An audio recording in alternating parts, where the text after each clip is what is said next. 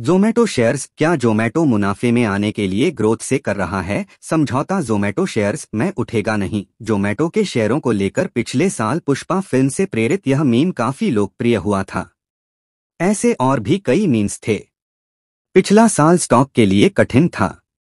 शुक्र है कि 2023 की शुरुआत बेहतर तरीके से हुई है। दिसंबर तिमाही के आंकड़े बाजार की उम्मीदों से बेहतर रहे और ये मुनाफे की ओर बढ़ने की कंपनी की मंशा को दिखाते हैं। एम महालक्ष्मी और सुचित्रा मंडल। ज़ोमैटो शेयर्स में उठेगा नहीं। ज़ोमैटो के शेयरों को लेकर पिछले साल पुष्पा फिल्म से प्रेरित यह मीम काफी लोकप्रिय हुआ था। ऐसे और भी कई मीम्स थे। पिछला साल स्टॉक के लिए कठिन था। शुक्र है कि 2023 की शुरुआत बेहतर तरीके से हुई है।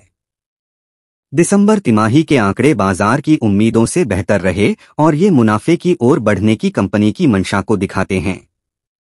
ज़ोमैटो से निवेशकों की मुख्य रूप से दो मांगे हैं। पहला कि वह मुनाफा बनाना शुरू करे और दूसरा कि वह अपने ग्रोथ को निवेशकों की उम्मीदों के मुताबिक बरकरार रखे। अब देखना यह होगा कि कंपनी इन दोनों मांगों को पूरा करने के लिए अपने बिजनेस को कितनी तेजी से बदलती है।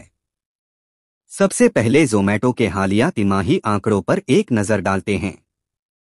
ज़ोमैटो का कंसोलिडेटेड शुद्ध घाटा मौजूदा वित्त वर्ष की दिसंबर तिमाही में बढ़कर 347 करोड़ पर पहुंच गया, जो इसके पिछले वित्त वर्ष की इसी तिमाही में 63 करोड़ रहा था। वहीं कंपनी का एडजस्टेड ऑपरेटिंग लॉस एबिटडा तिमाही आधार पर 38% बढ़कर 265 करोड़ रहा।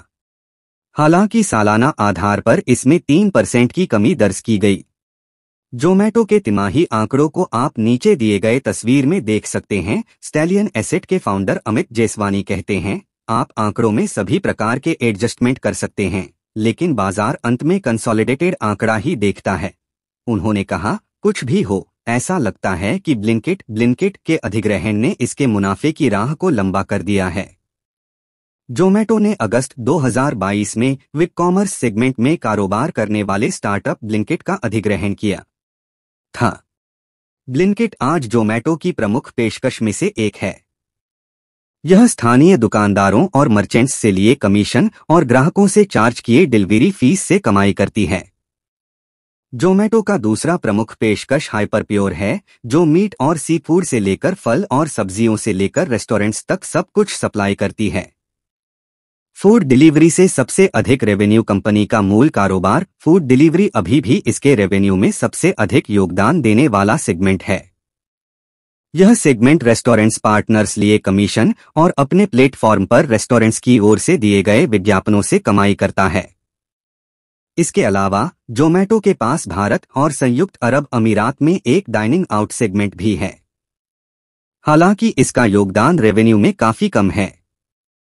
यह एक यूजर्स को बता सकता है कि सबसे अच्छी बेल्जियम बियर कहां से पाएं या दुबई फेस्टिवल सिटी में भी आप चार्ट फिक्स के लिए जा सकते हैं। कंपनी इसे विज्ञापनों के जरिए मोनेटाइज करती है और रेस्टोरेंट्स पार्टनर खुद को प्रमुखता से दिखने के लिए इस विज्ञापन का भुगतान करते हैं। क्विक कॉमर्स कारोबार के आगे कमजोर पड़ने की उम्मीद है। हालांकि मैनेजमेंट को इसके अलावा बाकी सेगमेंट में खासतौर से फूड डिलीवरी सेगमेंट में वित्त वर्ष 2024 की दूसरी तिमाही तक एडजस्टेड एबिटडा के स्तर पर ब्रेक इवन पर पहुंचने की उम्मीद है। कंपनी के इस विश्वास पर निवेशकों ने भी भरोसा दिखाया और फरवरी में नतीजों के ऐलान के बाद अगले कुछ दिनों में इसका स्टॉक 10% चढ़ गया। हालांकि यह उछाल टिक नहीं पाया। क्यों दबाव में है? ज़ोमैटो के शेयर कारोबारी चिंताओं के अलावा सके प्री आईपीओ निवेशकों की ओर से की गई बड़ी बिकवाली ने स्टॉक को दबाव में रखा हुआ है। इन्फोएज, एंटफिन, एलिपे और उबर में कंपनी के कुछ शुरुआती निवेशकों में शामिल हैं। वहीं आईपीओ से पहले tiger global, Fidelity, BlackRock, Morgan ने बतौर एंकर निवेशक इसमें पैसा लगाया था।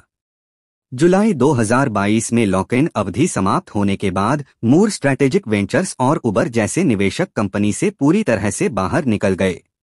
वहीं सिकोया, टाइगर ग्लोबल और अलीपे ने कंपनी में अपनी हिस्सेदारी कम की है। ज़ोमैटो के शेयर अपने आईपीओ प्राइस से अभी भी 35% नीचे कारोबार कर रहे हैं और इस पर हर कदम पर बिकवाली का दबाव होने की संभावना है। 4 तिमाही बाद के लिए राय बनाना कठिन। ज़ोमैटो के कारोबार पर वापस आते हैं। जोमेटो ने खुद के लिए जो लक्ष्य रखा है, कंपनी उसी राह पर आगे बढ़ रही है। लेकिन मुनाफे में आने का इरादा रखना एक बात है और वहां पहुंचना बिल्कुल दूसरी बात है। खुराना कहते हैं, आप अगली 4 तिमाहियों से आगे की सोचकर इन शेयरों के बारे में कोई राय या मूल्यांकन नहीं बना सकते, क्योंकि बाजार में चीजें तेजी से बदलती रहती हैं। यहां तक कि 4 तिमाही तक की राय बनाना भी एक बड़ा सवाल है। स्टॉक वैल्यूएशन, हालांकि इसका स्टॉक वैल्यूएशन ये ऐसे संकेत नहीं मिलते हैं। लिस्टिंग के बाद से शेयरों में भारी गिरावट के बावजूद इसका मार्केट कैपिटलाइजेशन अभी भी 43,000 करोड़ रुपए है। इसका मतलब है कि बाजार भविष्य में किसी बिंदु पर इसके मुनाफे में आने पर भरोसा कर रहा है। हालांकि अभी के लिए समस्या यह है कि कोई कमाई नहीं होने के कारण जोमेटो अभी भी पी रेशियो सहित कई पारंपरिक निवेश पैमानों पर मूल्यांकन किए जाने से बहुत दूर है।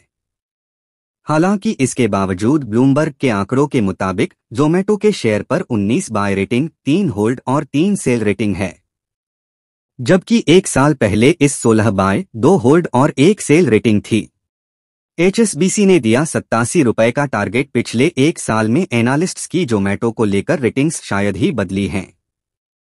स्टॉक की वैल्यूएशन के लिए एनालिस्ट्स जिस एक तरीके का सबसे अधिक इस्तेमाल करते हैं वह है डिस्काउंटेड कैश फ्लो।